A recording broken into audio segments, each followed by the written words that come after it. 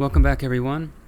I hope you had a nice week. Today is a very sunny day, so that's some good news. Since your exhibition reviews are due in a week, I thought I would lighten the load this week and next week too. There'll probably just be one question, one response for attendance. Actually, maybe next week there won't be any responses. You'll just be turning in your exhibition reviews, and those will be attendance. So I just wanted to lighten things up a little bit. So this may be a little bit shorter than our than other lectures, just to give you a little bit more time. I also hit you with a lot of theoretical stuff at the beginning of the last lecture on terrorism and war. So this time I thought I would start out with examples. Just go straight to some of the examples, and then we talk about some of the issues that are pertinent, that are important for what we're dealing with today. So broadly speaking, we're talking about truth, post-truth, and well, it'll be clearer once we get through some examples. So let's start with a few. So first, consider this work by Pierre Huyghe, French artist that we've actually already talked about with relational aesthetics. The Journey That Wasn't, from 2000. So this is a film he made of an expedition to Antarctica in search for a mythical white albino penguin. Then consider this work by Pilva Takala called The Trainee, from 2008. So imagine sitting down at a conference table and watching another video, a video of a young lady working at an accounting firm, Deloitte, I think, if I remember correctly. And you're watching her being trained, going through work training. And this work training lasts for a few weeks. And over the whole course of the work training, she doesn't do anything. She sits. She doesn't have a computer. She just kind of sits at her desk, and she thinks. Then we have an example like the Atlas Group, a collective that works more in a historical vein.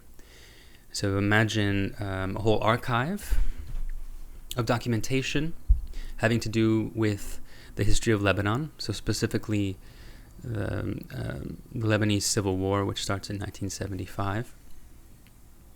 And so you have this whole trove of archival documentation by the group itself, by historians, by other people involved in the history of Lebanon.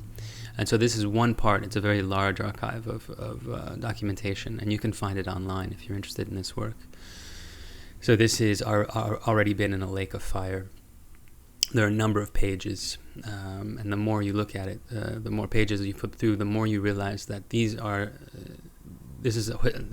looks like historical documentation of all the cars that were used for suicide bombings or for car bombings during the war. So you have the make and the color of the car on the page, and then you have a description of the actual bombing that it was used in, along with how many people were killed, how many were injured, where it was, what time, the color and make of the car, and that sort of thing. Here's another. There's a lot in the Atlas Group archive, so I thought I'd show you another one too. This is another series also having to do with the Lebanon Civil War. It's called Let's Be Honest, The Weather Helped. So again, like the car bombs, this is all archival photography in Lebanon, and all these little colored dots are bullets that have been shot that are now inside this building, or part of the landscape of, this is Beirut.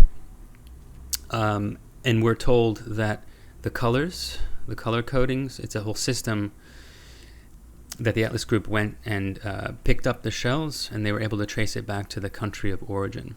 So green, I don't remember exactly, but green, let's say, is made from U.S. By a U.S. firm. Orange is made, let's say, by a Soviet firm or an Israeli firm or what have you, right? So the the bullets can be traced back to their manufacturers that are now ensconced in this landscape. Or consider this work, and I warn you, this one is explicit, and it might be difficult to hear about, so fair warning. This is a work by Elisa Schwartz, a work where over the course of an academic year, she was a student at Yale. Over the course of an academic year, she artificially inseminated herself, and then each time induced a miscarriage by taking a certain herbal cocktail of some kind. So this is a body art performance work where over and over and over again she impregnated herself artificially with sperm donors and then miscarried and terminated the conception. So here we have a set of very different works, very different registers in tone, but they all have one thing in common, is that they're not all exactly real. So they're all parafictions, which is a term that Carrie Lambert Beatty, an art historian, defines. And this really wonderful essay called Make Believe, Parafiction and Plausibility. It's in October. If you want to read it, just email me, and I'm happy to send you the copy that I have on my computer. It's a very good essay. So she calls parafictions works that, simply put, with various degrees of success and for various durations and for various purposes, are fictions that are experienced as fact. And what's important here to think through is that sometimes the fiction itself in the work will become factual, like it will have real life consequences. And it's also not so clear what is real and what is not real, or what is truthful and what is not truthful. So in each one we have sort of different degrees of trustworthiness, of knowing the verifiable truth of the work and what is not verifiable or what is patently false. So this will be different for each work. So in the Pierre Huyghe work, the journey that wasn't, so there was an actual expedition to Antarctica, but then he also intersperses footage in Central Park where it's made to look like as if it's Antarctica, and so you have a hard time knowing what's really Antarctica and what's not, what's really this journey, this expedition that they took, and what's not. And then you're also not clear whether or not this albino penguin exists. And at one point, the albino penguin does show up, but it's clearly a digital penguin. It's not a quote unquote real penguin. So what you have at the end of the day is this expedition that happened for this entity, for this animal that actually doesn't exist, but yet this fictional animal was able to galvanize a whole work and a whole expedition and so on and so forth. So there's a bleeding between fact and fiction in Huyghe's work. In The Trainee, this really happened. She really did train, and it's documented. So on the website, it's very long, so the documentation is on Vimeo, but it's really interesting to watch. She really did train at this accounting firm, and most of the people in the accounting firm didn't know that this was a work. So you can imagine what people felt, or you can imagine how people reacted. So here's a young lady who's there, supposed to be training, who's supposed to work, and yet she's just sitting there and she's just thinking, and she's incredibly passive. A lot of people liken this work to Melville's Bartleby, the Scrivener, a very famous work. I don't know if you've ever read it. It's definitely worth reading. It's a classic of American literature. A work where Bartleby, all of a sudden at work, he decides just to not do anything, and he says, "I would prefer not to. I'd prefer not to do anything." And so, what happens both in the book, but then especially in this work, is that this refusal to work, this utter passivity, creates and triggers all these different reactions in the people that are there. And one of the interesting things that happens in this work is that all of a sudden the people that are at work, it's as if this person that's supposed to be working with them, they're refusing to work. They're just sitting there. It's as if all of a sudden now, like the ambiance or the I don't know how to describe it, but the sort of like the coercive nature of the workplace, that everybody should be productive, that everybody should be doing a specific thing, and remain active and be part of the enterprise. It's almost like she puts a crack in that, where people start to think of other possibilities. It's very interesting work. So it wasn't real in the sense that she wasn't really a trainee, even though she was training. She's an artist. She's an performance artist, making work that has to do with the workplace, and the ways in which people are conditioned and naturalized in the workplace to accept certain things, to understand what it means to work as a certain way that's fixed. It's as if she unmoors that, makes it crumble a little bit. So it's an interesting work. I'd recommend looking at the Vimeo that I'll embed into the website below this lecture. So this is also a clear example of a fictive, imaginary undertaking by an artist that nevertheless is detonating in real time, in a real space, in a factual way, on real people, and a real workplace. When it comes to the Atlas group, this is not actually a group. This is one artist, Walid Rad, a Lebanese artist. And while, of course, there was a Lebanese civil war that lasted for a long time, and it was, like all wars, terrible, and there were car bombings, this archive is actually a fictional archive. And the historians and some of the public figures that are part of the archive, like this one is said to come from this historian of the civil war in Lebanon. These are all fictional. These are fictional historians, fictional characters. So here again, we have a work that has to do with history, but is in part a fictional archive, a fictive archive. And it's the same with the whole archive of the Atlas group of Walid Rad's work. So this is interesting because then this makes you start to think that history itself and real actual events in history, the way they're documented, there are ways in which the documentation may very well trick us in certain ways.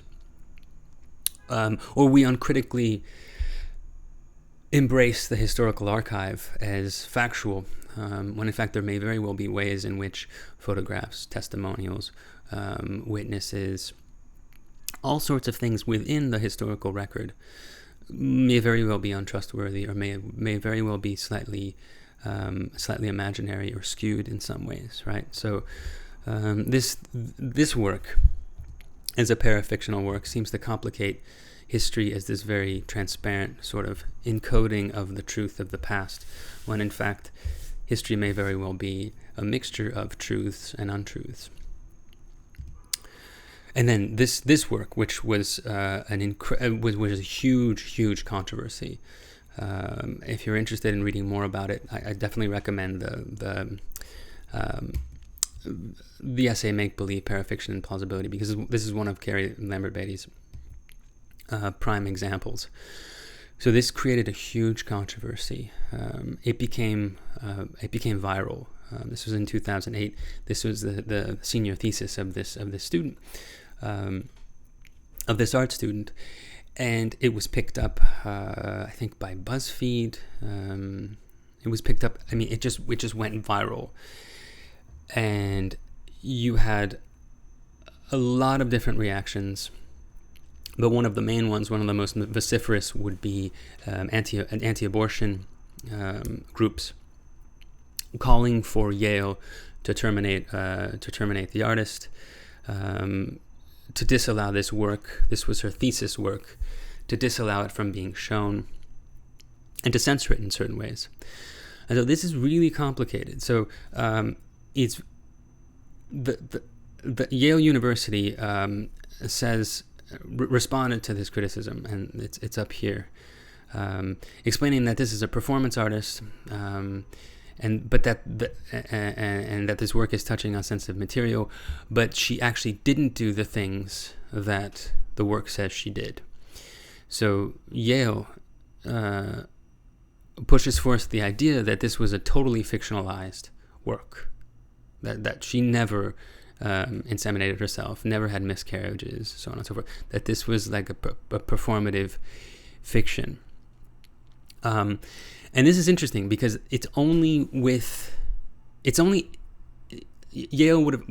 says that it only if the artist says, yes, none of this happened, this is just a work of art, then Yale says then it's okay to show. What's interesting is that the student, Elisa Schwartz, who's now a practicing artist, refused. She said, I'm not going to say that this was totally fictive, for reasons that are actually kind of interesting. Again, I would read the longer essay if you're interested in a lot of these ideas. But I think her point was that if she makes it,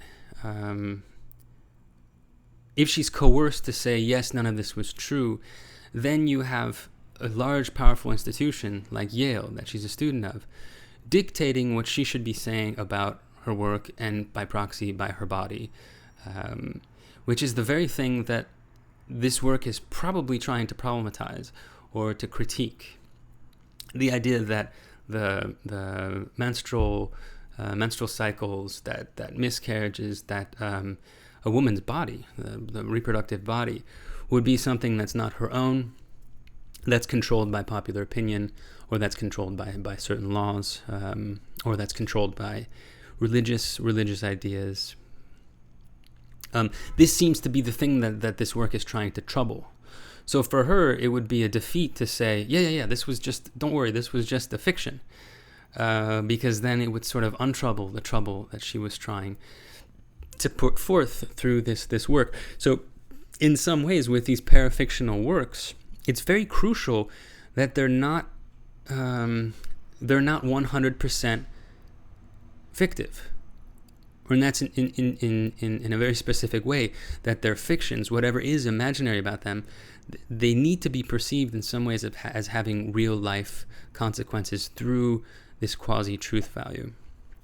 So I hope that makes sense. It's as if these works, for them to work, it's like, take the Takala, for example. For this work to have worked, there had to have been people part of the work who were at the firm who didn't know. Otherwise, it wouldn't have worked. Then it would have just been like a play, right? So you need to have an element of truth even within the fiction itself. And I didn't bring in this example, but there are a lot. One of the more interesting parts of Carrie Lambert Beatty's argument is that she says it's not a coincidence that this type of work, this type of parafictional work, where there are fictions that are experienced as facts, and it's hard to separate the two, it's not a coincidence that this work starts to galvanize and proliferate at the very moment where there are some powerful political fictions that have real life consequences. And again, we're in this post 9/11, post-war moment, and I should have brought in this example, but I'm sure many of you have seen Borat, the film Borat, and Lambert Beatty brings this in as a prime example in culture, in pop culture of the time, because if you'll remember, Borat was supposedly this guy from Kazakhstan. There's a documentary of him visiting the United States, and he does all these, let's just say, very uncomfortable, awkward, and funny things by using his identity as someone who's foreign, who doesn't understand all the codes and the mores of the United States. If you've never seen Borat, it's now like a pop cultural classic, and it's also in the mold of this type of parafiction, where Borat was not a real person, but he certainly had real life consequences through the film.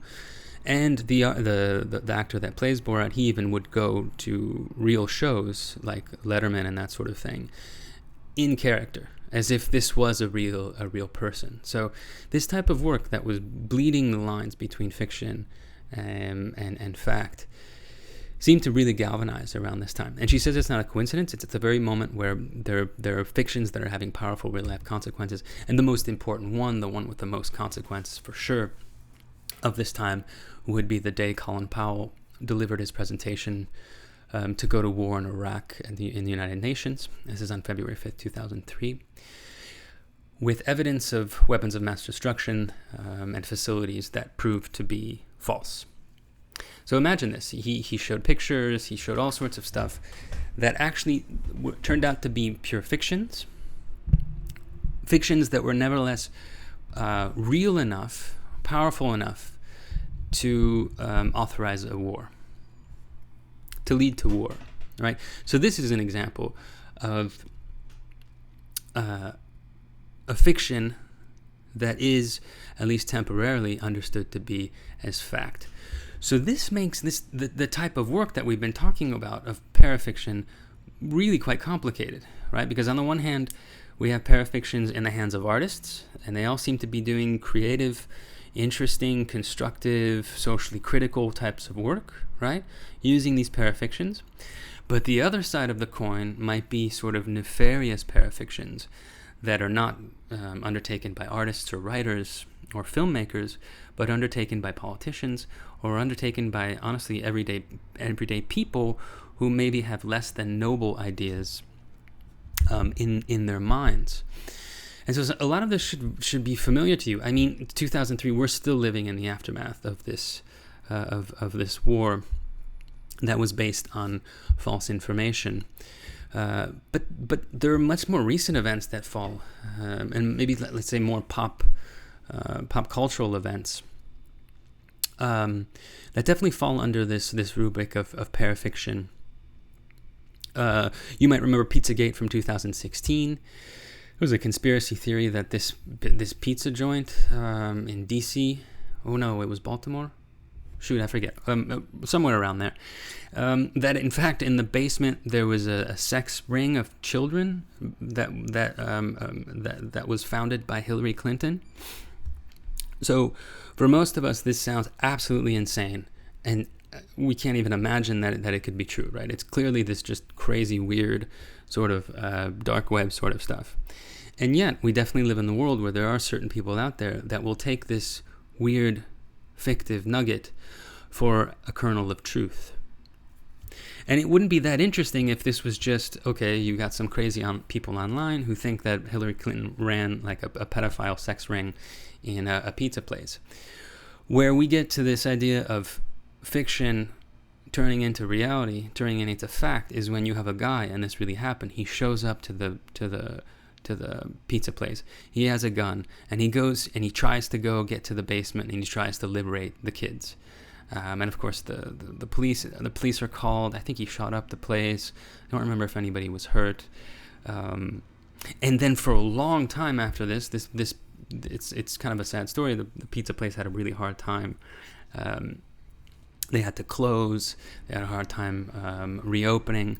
So imagine this just weird, viral, crazy conspiracy theory will actually come to life, manifest itself in the minds and actions of certain people in the community. And then it'll have real life impact on in this case, a business. Or consider, I find this the most nefarious, the most disgusting of a lot of these. And that would be the idea that some very fringy people believe that school shootings are actually just hoaxes, that the government enlists these crisis actors that play out the shooting. And of course, this is all as a way to sort of attack the Second Amendment and the freedom to own and the right to own a gun. The worst one are the conspiracy theories that say Sandy Hook, the shooting in Newtown, where I think it was like some 19 toddlers were all executed by a young man. There are a lot of people that maybe not a lot of people, but there are enough people that think that the whole thing was a hoax, and they've even harassed family members. So imagine like losing your child and then having to deal with these crazy people online. Some of them even showing up there, trying to disprove your trauma, trying to disprove the event itself and the fact that your son or daughter was murdered. So this is really awful. So this is the type of world we live in, where fictions and reality, the imaginary space of memes and Twitter and the dark web and whatever else, can bubble forth and can trigger real life events. The one I think that's most current for us, I'm sure there are a lot of conspiracy theories, a lot of parafictions that are revolving, orbiting around our current pandemic. I mean, if there's a parafictional post-truth president, I would suppose it's Donald Trump. I mean, this is someone who was a reality television star before he became the president. That should already say a lot about this mix between imaginary space and real life politics. So, I mean, Trump the other day said, it's possible that you might be able to inject yourself with bleach or some kind of cleaner, and that would help if you're infected. This comes directly from crazy ideas that are circling in around the internet, and religious groups, or some religious groups that think that bleach can be used as a cure-all for the coronavirus or COVID-19. So the fact that these parafictions on the nefarious scale are actually gone up to the highest chain of command in this country tells you what an important part of and consequential history we've lived through since, let's say, the early 2000s and the parafictions involved with the War on Terror and the Iraq War, all the way to now, where it's almost like it's exploded so much so that the president himself is banding around these kind of conspiracy theories. There's another one too, that COVID-19 is actually a hoax, that it's 5G technology, new towers that are being built, that are responsible for the COVID-19 pandemic. And so on the one hand, we have artists that are using these parafictions in really interesting ways, that are playing with the ideas of truth, non-truth, post-truth, in interesting ways. But then there's also a real life manifestation of all this, which is a lot less fun, a lot less creative, and definitely more nefarious. And so here's where we get to Wolfgang Tillman. This is the one response I ask you for this week, just to look at his work, explore the Tate website a little bit. It's interactive, so you can kind of click on different parts of it to read certain things. So this is an ongoing project he has. He's definitely interested in all the themes that we've been talking about, especially the backfire effect. So this is from his Guardian article that he wrote that I asked you to read for this week. The backfire effect is a psychological phenomenon where people who are so convinced by something, like Pizzagate or coronavirus is 5G or the Earth is flat, or climate change is a hoax, whatever it might be, they're so convinced by something that even if they get concrete evidence, factual evidence that refutes their claim, not only does it not dissuade them from believing it, but that evidence actually reinforces their belief in the fallacy. So this is crazy in a lot of ways. And there's a philosopher named Cecilia Bach, who wrote a book on lying called Lying. And she said that in the same way that we think of nature, the outside, as this commonplace that we all, like, it shouldn't be owned, that we all should take care of, she says that truth and trust and knowing what is real and what is not real should also be treated as a common, as a type of commons that we can all inhabit and have faith in. So what happens now where we live in a world where evidence not only doesn't dissuade people from believing falsehoods, but actually it furthers their belief in those falsehoods. A weird landscape of belief and truth and non-truth we inhabit. And so the million-dollar question is, how do artists, how do writers, how do filmmakers, in what way can they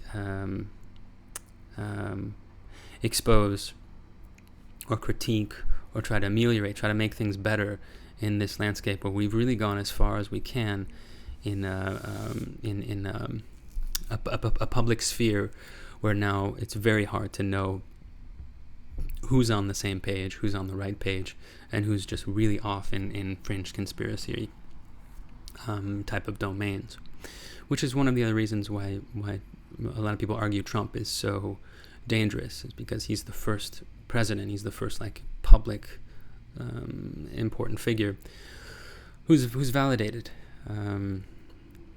the less than truthful aspects of our public sphere from the last 8 years or 10 years or 20 years, right? So this is really important work that these artists are doing. So I'm looking forward to reading what you have to say about Wolfgang Tillman and his Truth Study Center. And so let's finish up with a few other types of works that seem to bear on this idea of the bleeding between truth and fiction and the parafictional. So this is Pierre Huyghe, The Third Memory from 2000, another work by him. It's a really wonderful work. So it's a double screen projection. It's a video work. On the left side, you have you see Al Pacino with a gun. Everybody probably knows Al Pacino. This is a young Al Pacino. This is a movie called Dog Day Afternoon that was made in 1975 by Sidney Lumet. And it's a movie that's based on a true story of a guy who robbed a bank in order to fund a sex change operation. And the bank heist went terribly wrong. There was a whole long hostage situation. It was on live television. I think it was one of the first live hostage situations that unfolded live on television for everyone to see. And this was in 1972, and this was by John Stanley Wojciech. And so there he is as young. But so what Huyghe did is he got in touch with him, and he's older now. He's out of jail, and he got him together. He recreated the bank. He got together with this person, with Wojciech, and they recreated the bank. And he walked through. This is what you see in the video. He walked through the bank heist. He's kind of saying what happened that day, saying how he went into the bank. The whole way in which this moment in 1972 unfolded. So it would be interesting. It would already be interesting to see the fictionalized account of this bank heist in Dog Day Afternoon next to the real life guy decades later talking about the real thing, right? The factual thing. But what becomes even more interesting in Pierre Huyghe's Third Memory, and this is why he calls it the Third Memory. There's a memory that's on top of the factual memory and the fictive memory, and that's actually the way in which the real life guy has internalized the movie, because it became really famous, really popular, and he would have seen it. And so part of what he's describing is the real event, but he also has internalized the movie so much that when he's describing the past event, he's also describing stuff that he would have seen in the movie. So there's a bleeding between the movie and the fictional the fictional film that was based on this real life story and his real life quote memories that he's trying to relay to the audience. So you see them both at once, and you start to see how actually everything starts to bleed together, and it's unclear what's his actual memory and what's his memory mediated by this film based on his life and based on this event. And truth be told, I think we all have this, or at least those of us who have a big online presence, which I certainly don't, although I guess now I have more of one since I'm putting these lectures online on YouTube. Of course, no one other than my students are watching this. So there is an idea that all the stuff that people do online, the various avatars, the various social constructions that people have on their social media, in fact, is informing their real life selves. Right, so this seems like it might be a big stretch, but maybe actually we now do live in this porous world where both our online presence and our IRL existence, they bleed, they touch and affect each other. And that's an interesting idea.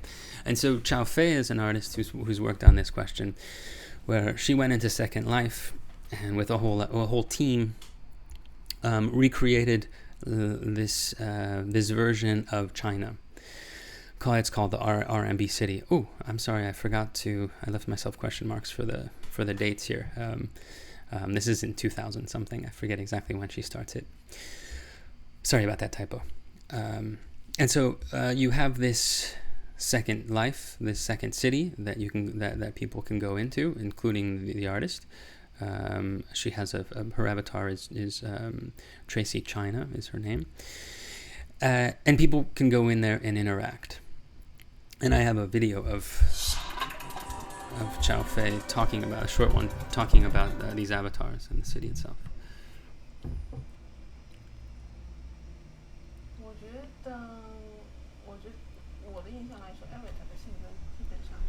My impression is that the personality of an avatar is essentially quite close to one's own. This comes from my observation of some people and their avatars' demeanors and their way of doing things. For example, the distance avatars keep from one another when they interact in Second Life is very close to what happens in real life.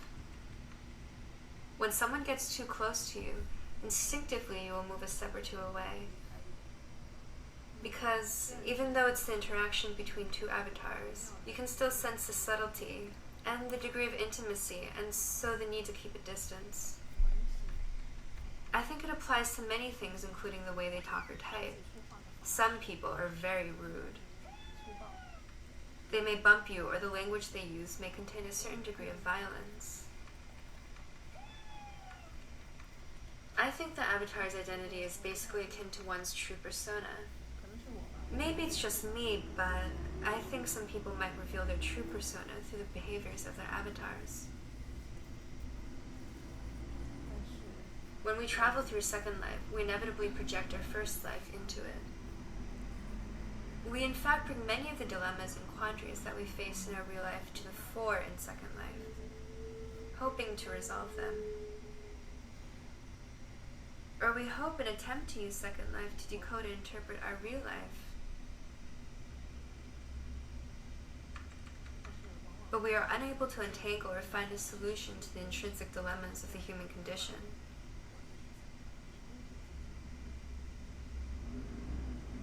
The fact remains that we cannot really resolve our own plight and predicament.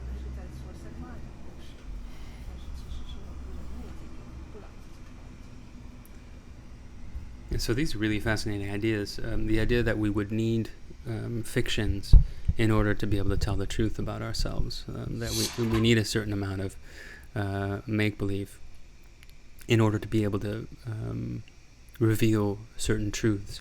The psychoanalyst Jacques Lacan put this really nicely when he said that the truth always comes in the form of a fiction.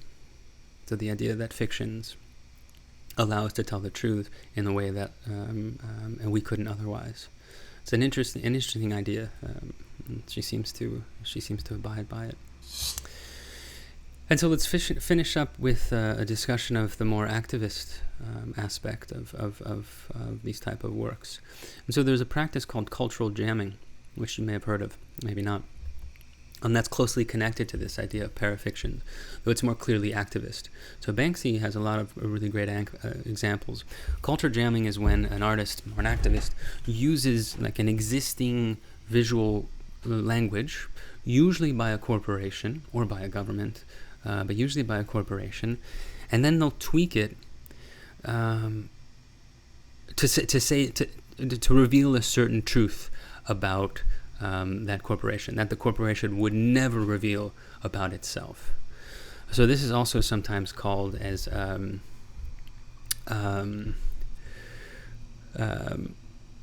forget the term. But there's a term closely related to cultural jamming that basically says that the real identity of the corporation is revealed through this fictional work. So for this to work, the culture jamming has to look as if you think, oh wow, this really does come from the company, it has to be somewhat persuasive. So I don't know what you think about this Banksy example. This is, of course, Ronald McDonald with huge oversized feet. He looks pretty severe, looks a bit haughty, and he's having his big clown shoes shoe shined by an actual person. So this is a Banksy, like a performance, a statue that's placed outside, like the ones you would see outside real McDonald's. But rather than being sort of, I always found him creepy, but rather than being sort of this innocent signifier of the restaurant and like a kid-friendly place, here through this cultural jamming, Ronald McDonald becomes this sort of haughty elite that seems to be looking down on this lower class person who's shining his shoes. So there's this kind of domineering vibe you're getting from McDonald's, and so this is through this fiction, through this thing that's not really an advertisement. It's a work of art. Through this fiction, it's able to uncover a certain truth about the existence of this corporation, which, truth be told, is exploitive. So I mean, definitely exploitive of the environment, definitely exploitive of animals, definitely exploitive of workers that are either working in the tertiary economy, like the products, the resources they use in the restaurants, and also of the people that work in the restaurants themselves. So you're getting the sense of this domineering, exploitive corporation through the very visual language of that corporation. So that's what cultural jamming is. And boy, if I remember the name of the type of oh shoot, sorry about that. I'm completely blanking on this other term that has to do with identity. And so let's finish up with the collective that's done this pretty brilliantly, and that would be the Yes Men. So they've done all sorts of works that would fall under this rubric of culture jamming. And so I remember this, actually. I just moved to New York in 2008 to start my graduate work. And they put out a New York Times. It looked exactly like you would have been tricked. You would have thought it was exactly the New York Times. It's a work called the New York Times Special Edition, and it was available throughout the city. People were passing it out. It was actually printed.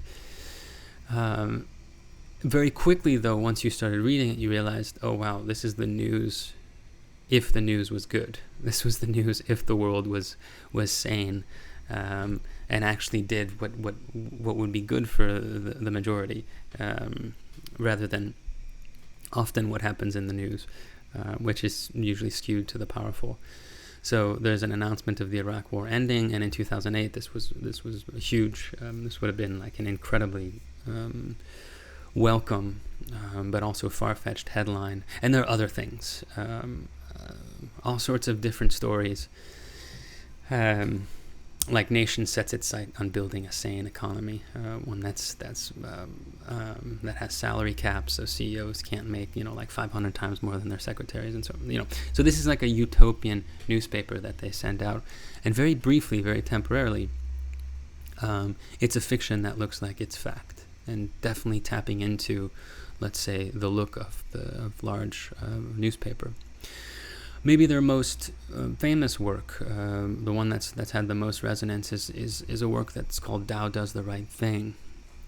And so along with these type of newspapers, what the Yes Men would do, and these are two artists, they would set up websites that look like official websites. This is also kind of cultural jamming. They would look like they're actual websites of people that are part of trade organizations or somehow like some kind of corporate company. So they would set up a website.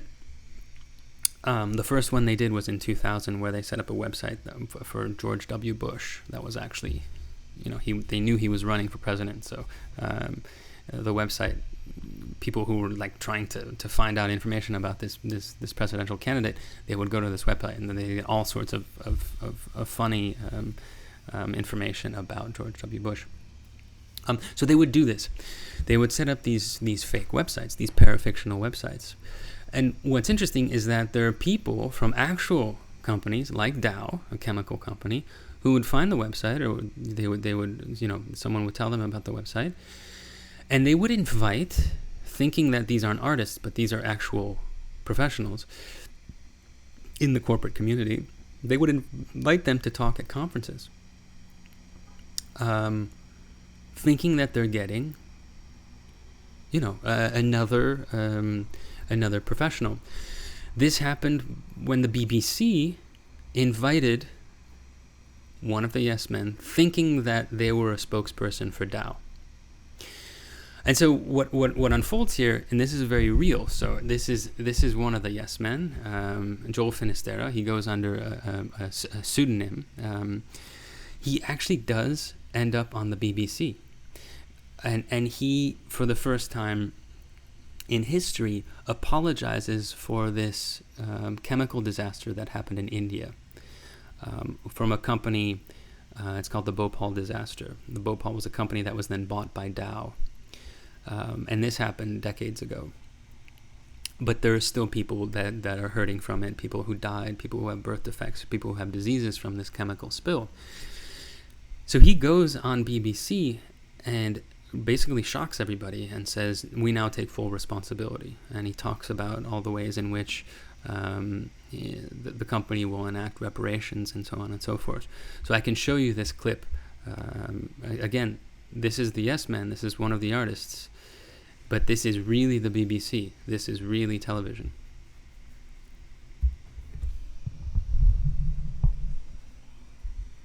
And you're watching BBC World, our main headlines. The world's worst industrial accident is being remembered in India today. It's 20 years since deadly gas leaked from the Union Carbide chemical plant in the city of Bhopal. At least 18,000 deaths are attributed to the leak, and many local people say the contamination has never been properly cleared up. Yeah. Should I typically just look right into the camera? Okay. The factory still exists here, and that's been a real problem for the people living here locally. I mean, the site, I've been to it, and it's full of toxic waste. People who are living in these houses, they've all got a story to tell about that day 20 years ago. Many of them lost members of their family, and they say that they're continuing to suffer because of the tragedy. And they're saying somebody needs to answer for this. Legally, what they're saying is that they want to pursue the company to try and clean up the site, but whether the company will accept liability seems doubtful. Well, joining us live from Paris now is Jude Finisterra. He's a spokesman for Dow Chemicals, which took over Union Carbide. Good morning to you. A day of commemoration in Bhopal. Do you now accept responsibility for what happened? Steve, yes. Today is a great day for all of us at Dow, and I think for millions of people around the world as well. It's 20 years since the disaster, and today I'm very, very happy to announce that for the first time Dow is accepting full responsibility for the Bhopal catastrophe. We have a $12 billion plan to finally, at long last, fully compensate the victims, including the 120,000 who may need medical care for their entire lives, and to fully and swiftly remediate the Bhopal plant site. Now, when we acquired Union Carbide 3 years ago, we knew what we were getting, and it's worth $12 billion. $12 billion. We have resolved to liquidate Union Carbide, this nightmare for the world and this headache for Dow, and use the $12 billion to adequately compensate the victims. Jude, that's good news that you have finally accepted responsibility. Some people would say too late. It's 3 years, yes. Almost 4 years on. When we acquired Union Carbide, we did settle their liabilities in the United States immediately. And we are now, 3 years later, prepared to do the same in India. We should have done it 3 years ago. We are doing it now.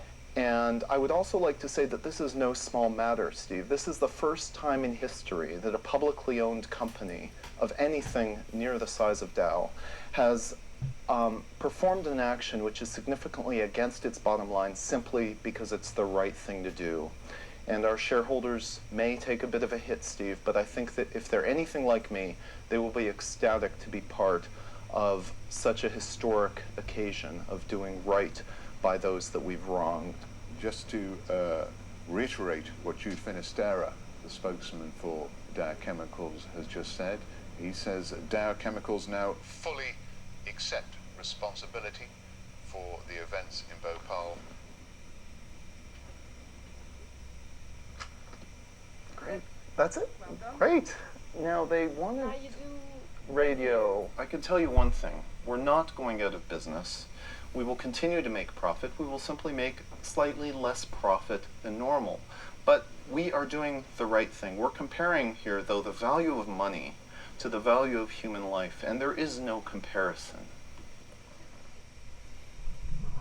Okay, so pretty incredible work, and I just whenever I see this work, I think the courage, the guts that it would take to actually go on television and pretend to be a spokesperson for this large corporation.